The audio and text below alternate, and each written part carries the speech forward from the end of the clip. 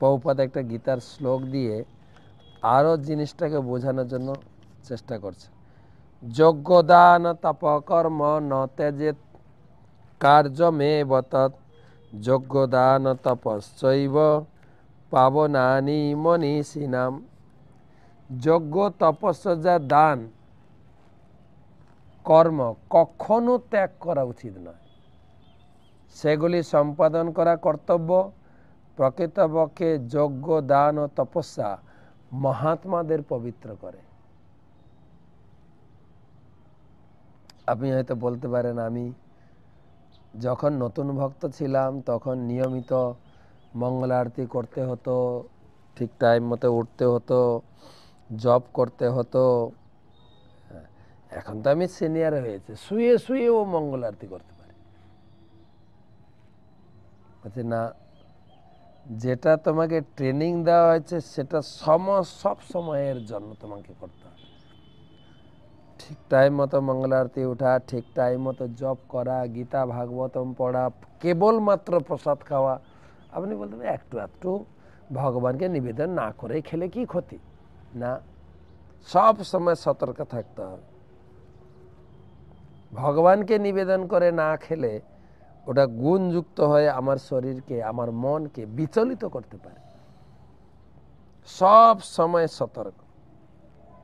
যেরকম আমরা ঘর দরজা ভালো করে বন্ধ করে, রাত্রে চোর আসতে পারে, ডাকাত আসতে পারে, অন্য কোনো বিপদ আসতে পারে, ঠিক সেই রকম ভগবানের ভক্ত ঘুম থেকে উঠে মনকে আগে মন্ত্র দিয়ে জব্দ করেন বা বশীভূত করেন, তারপর তার সারাদিন চলা হয়। যেরকম আপনারা শুনবেন, যারা ওঝা আছে না, ওঝা তিনি প্রতিদিন রাত্রে শোয়ার আগে বা ঘুম থেকে উঠার আগে শরীরকে মন্ত্র দিয়ে একটা কবচ বানিয়ে রাখেন, যে কোনো প্রকারের অশুভ শক্তি, ভূত প্রেত তার শরীরকে যেন আক্রমণ না করে। কেননা সে তার মন্ত্রের দ্বারা লোকের অশুভ শক্তিকে দূরীভূত করেন না। কাকে সাপে কামড় দিয়েছে, কাউকে ভূতে ধরেছে, মন্ত্র প্রয়োগ করে তাদেরকে সেই সমস্ত অশুভ শক্তি থেকে মুক্ত করেন। সেই জন্য অশুভ শক্তি তাকে টার্গেট করে, একে আগে ধর। কোনোদিন যদি একটু শরীরকে মন্ত্রপুত করে, মন্ত্র শক্তি দিয়ে শরীরকে কি বলা যায়, সংরক্ষণ না দিয়ে থাকে, তাকে ভূতে ধরে। ঠিক ভক্তও সেই রকম ছিল। ভক্তি সিদ্ধান্ত সরস্বতী ঠাকুর ছিল প্রভুপাদ বলেছেন, ঘুম থেকে উঠে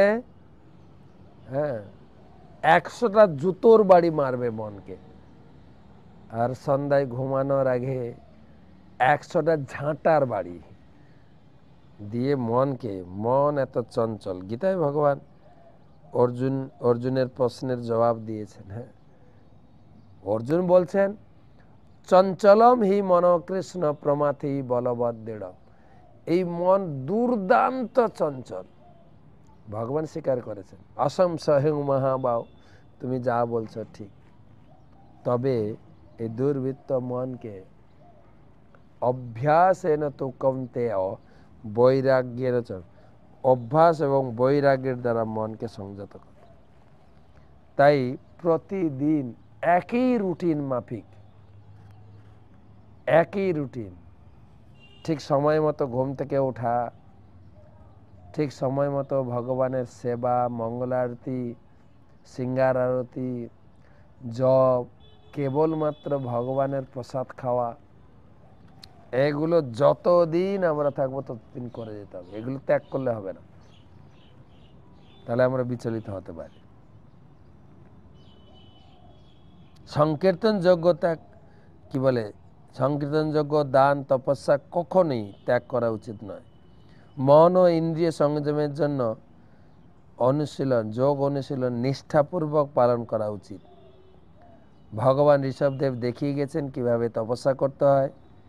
এবং তিনি সকলের জন্য এক অপূর্ব দৃষ্টান্ত স্থাপন করেছেন।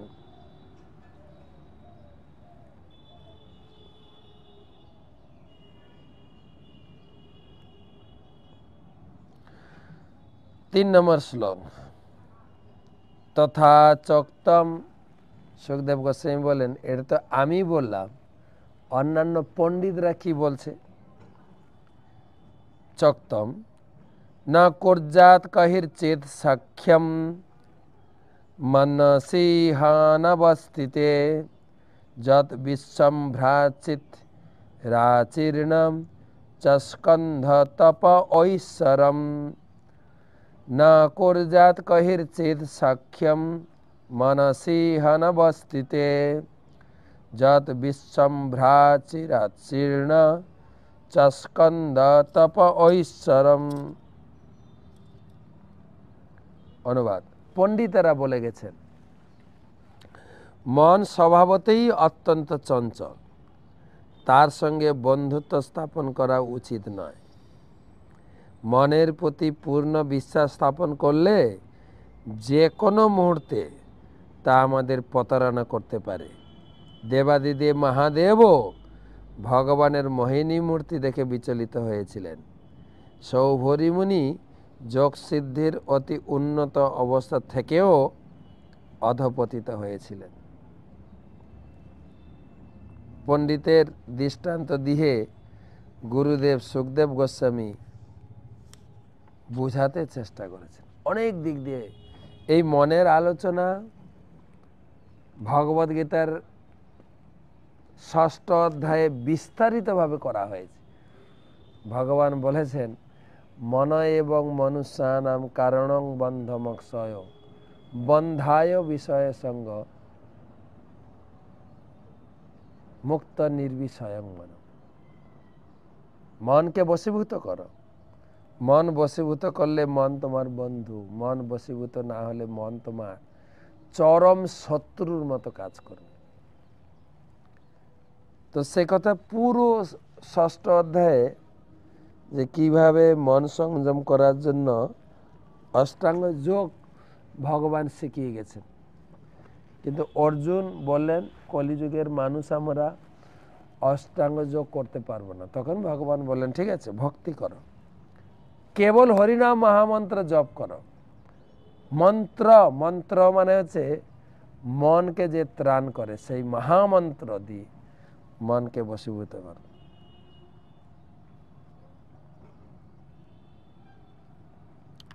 তাৎপর্য, যিনি পারমার্থিক জীবনে উন্নতি সাধন করতে চান তার প্রথম কর্তব্য হচ্ছে মন ও ইন্দ্রিয় সংযত করা। শ্রীকৃষ্ণ ভগবদ্গীতায় বলেছেন, মাময়ী বংশ জীবলোকে জীবভূত সনাতন মনসষ্ঠানি ইন্দ্রিয়াণি প্রকৃতিস্থানি কর্ষতি। জীব ভগবানের বিভিন্ন অংশ হওয়ার ফলে চিন্ময়, কিন্তু তা সত্ত্বেও তারা এই জড়জগতে মন ও ইন্দ্রিয়ের প্রভাবে জীবন সংগ্রামে লিপ্ত হয়ে নানা রকম দুঃখ কষ্ট ভোগ করছে। এই নিরর্থক জীবন সংগ্রাম থেকে নিষ্কৃতি লাভ করে সুখী হতে গেলে মানুষকে মন ও ইন্দ্রিয় সংযম করতে হবে এবং জড়জগতের বন্ধন থেকে মুক্ত হতে হবে। তপস্যা কখনই ত্যাগ করা উচিত নয়। কিভাবে তপস্যা করতে হয় তা ঋষভদেব স্বয়ং দেখিয়ে গেছেন। তো পরীক্ষিত মহারাজের প্রশ্নের উত্তর সুখদেব গোস্বামী দিচ্ছেন আমাদের সকলকে। সব সময় তপস্যাপূর্ণ জীবন কখনো যেন ভোগে গা ভাসিয়ে না দিই, তাহলে কিন্তু ভক্তি জীবন থেকে পতন অনিবার্য। সব সময় তপস্যামূলক জীবন, সব সময়।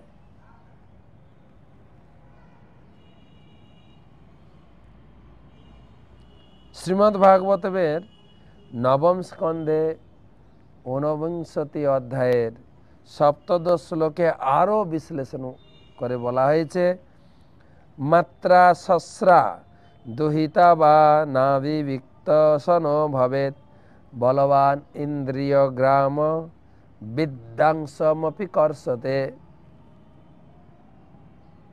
মাত্রা শস্ত্র দুহিতবা। স্ত্রী সঙ্গ করার সময় গৃহস্থ, বানপ্রস্থ, সন্ন্যাসী, ব্রহ্মচারী সকলকেই অত্যন্ত সাবধান হওয়া উচিত। নির্জন স্থানে মাতা অথবা ভগ্নী অথবা কন্যার সঙ্গেও একসাথে বসা উচিত নয়। আমাদের কৃষ্ণ ভাবনামৃত আন্দোলনে স্ত্রী সঙ্গ বর্জন করা অত্যন্ত কঠিন হয়ে পড়েছে, বিশেষ করে পাশ্চাত্য দেশগুলিতে। তাই অনেক সময় অনেকে আমাদের সমালোচনা করেন, কিন্তু তা সত্ত্বেও আমরা সকলকেই হরে কৃষ্ণ মহামন্ত্র কীর্তন করার মাধ্যমে পারমার্থিক উন্নতি সাধনের সুযোগ দিচ্ছি।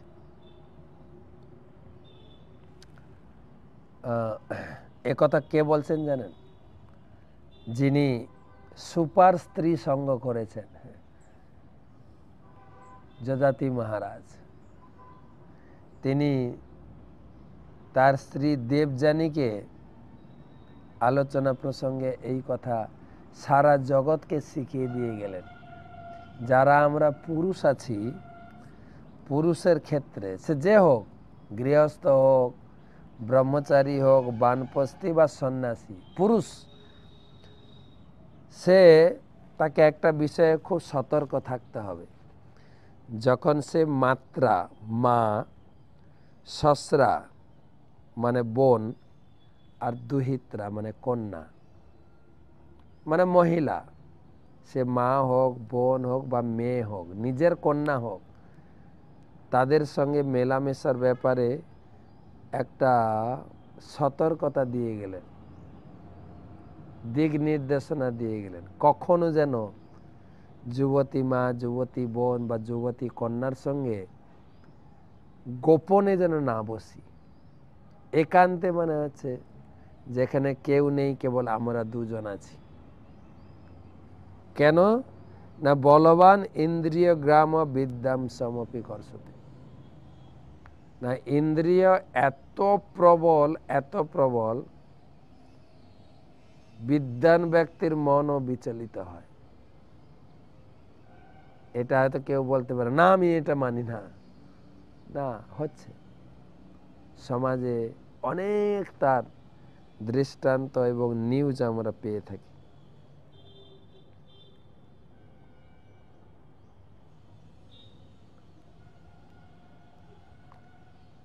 আমাদের কৃষ্ণ ভাবনামৃত আন্দোলনে স্ত্রী সঙ্গ বর্জন করা অত্যন্ত কঠিন হয়ে পড়েছে,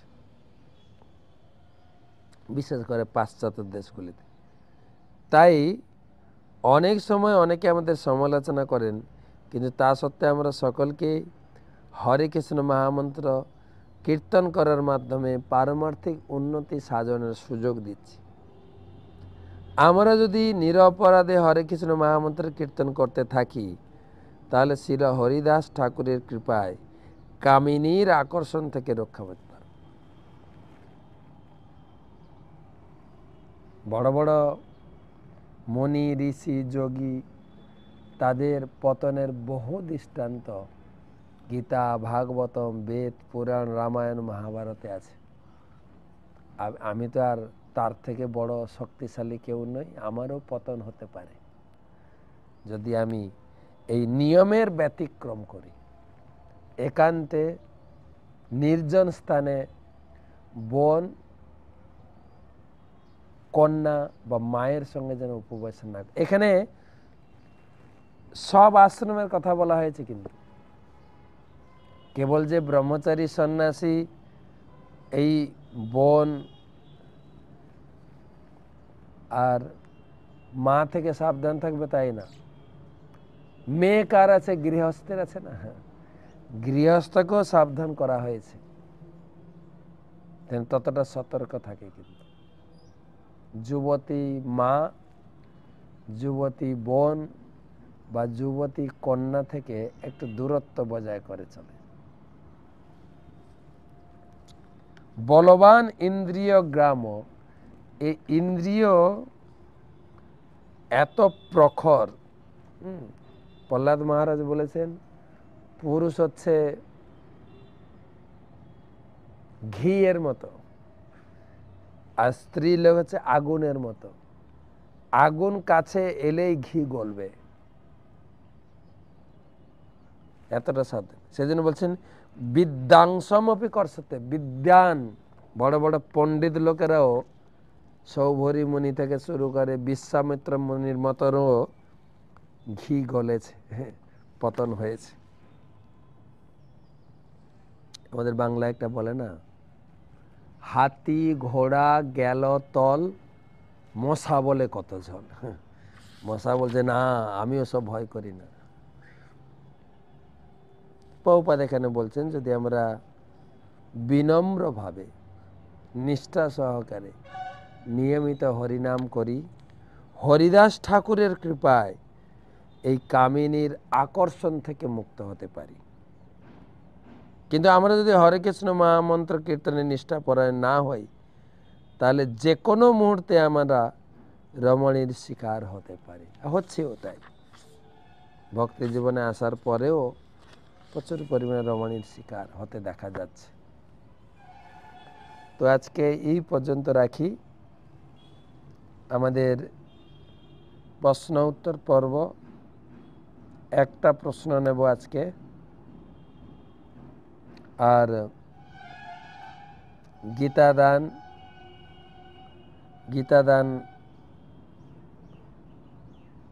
গীতাদানের লিস্ট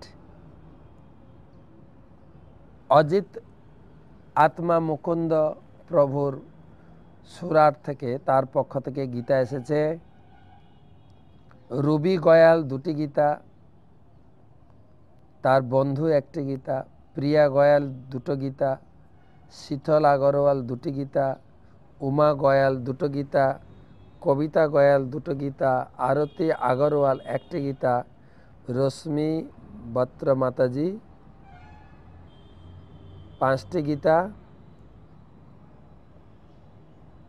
সীমা মিত্তল 11টি গীতা, প্রাচী খাত্রী 4টি গীতা, টোটাল 31টি গীতা এবং কিছু স্মল বুক।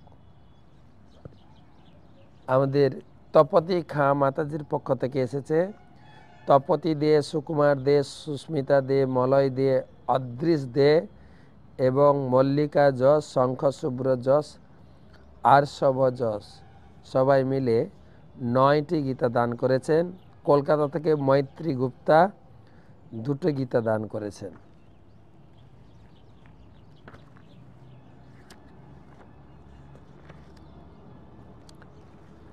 শ্যামল সামন্ত 61টি গীতা কুম্ভ মেলার জন্য, একটা গুপ্তদান 1টা গীতা। জীবানন্দ বলরাম দাস 84টি গীতা মুম্বাই থেকে। ব্রজকানাই দাস 21টি গীতা। সর্বনন্দিতা রাধা দেবী দাসী মালদা থেকে 5টি গীতা। শ্যামা গোবিন্দ দাস নদিয়া থেকে 2টো গীতা। দিব্য গোলকেশ্বরী দেবী দাসী 12টি গীতা দুবাই থেকে। বিনীত কুমার শেঠি ব্যাঙ্গালোর থেকে 2টো গীতা। নরোত্তম সরকার বহরমপুর থেকে 4টি গীতা। মল্লিক যোশী 36টি গীতা। চিন্ময় ব্রজপ্রিয়া দেবী দাসী 40টি গীতা। নারায়ণী অশোক 4টি গীতা 10টি স্মল বুক। হরিতা শ্রবণ 21টি গীতা আমেরিকা থেকে। রূপা সেনগুপ্ত 5টি গীতা। স্বপ্না দাস মালদা থেকে 3টি গীতা। চন্দ্রিকা যশোমতী দেবী দাসী 11টি গীতা। মোহন রূপা শ্যাম দাস ওমান থেকে 11টি গীতা। উদয় কুমারী বিদ্যাস নদিয়া থেকে 11টি গীতা। গৌতম মণ্ডল 1টি গীতা। সুদীপ বেরা 5টি গীতা। উজ্জ্বল কালিন্দী দেবী দাসী কাতার থেকে 12টি গীতা। প্রতিমা দত্ত 1টি গীতা। রুমা মণ্ডল 1টি গীতা। তো যাদের যাদের নাম ঘোষণা করলাম গীতাদানের লিস্টে, আপনাদের ধন্যবাদ কৃতজ্ঞতা জানাই। ইসকনের পক্ষ থেকে গুরুদেবের কাছে এই সমস্ত গীতা পৌঁছেছে। এই সমস্ত গীতা আমরা কিছু পাঠিয়েছি, কুম্ভ মেলায় চলে গেছে। আগামী 10 তারিখ থেকে বিতরণ কার্য শুরু হবে গুরু মহারাজের হয়ে। বড় টিম দিল্লি থেকে, পুনে থেকে এবং মায়াপুর থেকে আমরা যাচ্ছি। আমাদের ভক্তরা যাচ্ছে 8 তারিখ 9 তারিখ পৌঁছাবে, আমি সরাসরি 10 তারিখ পৌঁছাবো। গীতা বিতরণ কার্যক্রম শুরু হবে, ওখানে স্পেশাল পুজো দেওয়া হবে সবার নামে ভগবান বেণী মাধবের কাছে। তবে আজকে আমি এই আগরতলাতে বসে আপনাদের যাদের নাম ঘোষণা করলাম, আপনাদের এবং আপনার পরিবারের সকলের মঙ্গল কামনায় গীতাবক্তা ভগবান কৃষ্ণের চরণে বিশেষ প্রার্থনা জানাই। হরে কৃষ্ণ কৃষ্ণ কৃষ্ণ হরে হরে, হরে রাম রাম রাম হরে। সেই সঙ্গে আপনারা চেষ্টা করবেন আপনাদের অন্যান্য বন্ধু বান্ধব আত্মীয় স্বজন পাড়া প্রতিবেশী তারাও এই মহান সুযোগে তারাও ভাগিদার হোক, তারাও এই সুযোগ নিক, তারাও কিছু না কিছু গীতা দান করুন। যে কোনো মূল্যের গীতা, 1টা 5টা 10টা 100টা আমরা গ্রহণ করব। একটা প্রশ্নের উত্তর নেব। আমাদের প্রশ্ন করেছেন নারায়ণচন্দ্র মণ্ডল, বহরমপুর থেকে। ভগবানকে 56 ভোগ দেওয়া হয়, 50 বা 51 নয় কেন? না না, 56 ভোগ তো একটা লিস্ট আছেই, কিন্তু আপনি দিতে পারেন, বা আমরা প্রতিদিন 56 ভোগ দিচ্ছিও না। যার বাড়িতে যেরকম ভগবানের জন্য ভোগ প্রস্তুত হয়, কেউ ডাল ভাত, কেউ ডাল ভাত পনির সবজি, কেউ 2টো সবজি, কেউ 3